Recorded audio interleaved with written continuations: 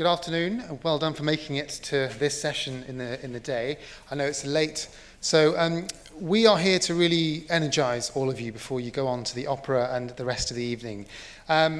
We've heard a little bit about the relationship between coffee and health with the previous speaker, and what Dr. James Coughlin really did was to give you an overview, a history, and what we want to do in this session is to give you access to two of our experts here who will tell you a bit more about the studies that are going on, the kinds of relationships there are between drinking coffee and health. So if you wanted to know what the relation between coffee and dementia is, or the relation between coffee and cardiovascular heart health, or diabetes, this is the place where you're going to find that out. And we're hoping, of course, you also will ask your questions. This is not just about us talking, it's about you asking your questions and directing this conversation in the way that you would like.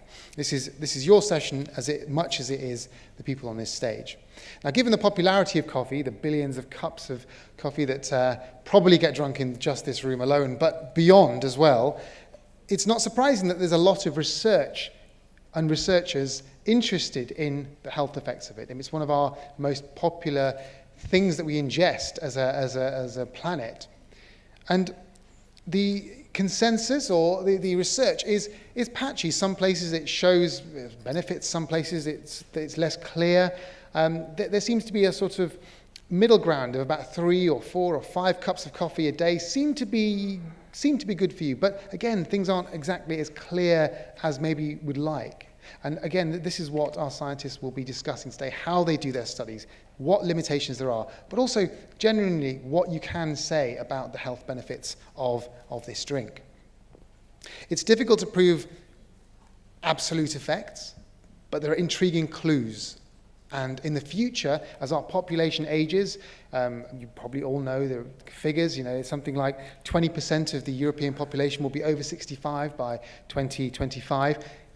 There's an interesting relationship between coffee and aging and healthy aging. Given that this is something we probably all do from a very youngish age, is this something that we can encourage people to drink more of if it is beneficial in things like staving off dementia or other long-term chronic illnesses? So let me introduce the speakers to you.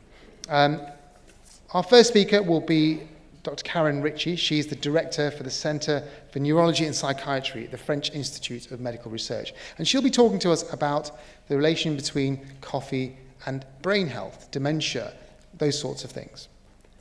And then after her, we'll have Dr. Carlo Lavecchia, an epidemiologist from the University of Milan. And he will be talking to us about cardiovascular health.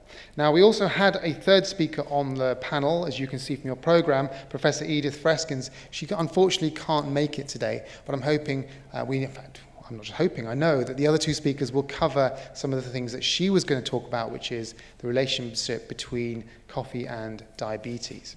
So without any further ado, I'm going to ask Dr. Karen Ritchie to come up and present her 10 minutes. The format will be that each speaker will speak for about 10 minutes, maybe a little bit longer than that, and I'll ask some questions, but I really want you to think of questions as well. Think of the things that you would like to know. There's no question out of bounds. If you want something explained, if you'd like to talk about any health effects, let's see if our panel can address them at least. So, Dr. Ritchie.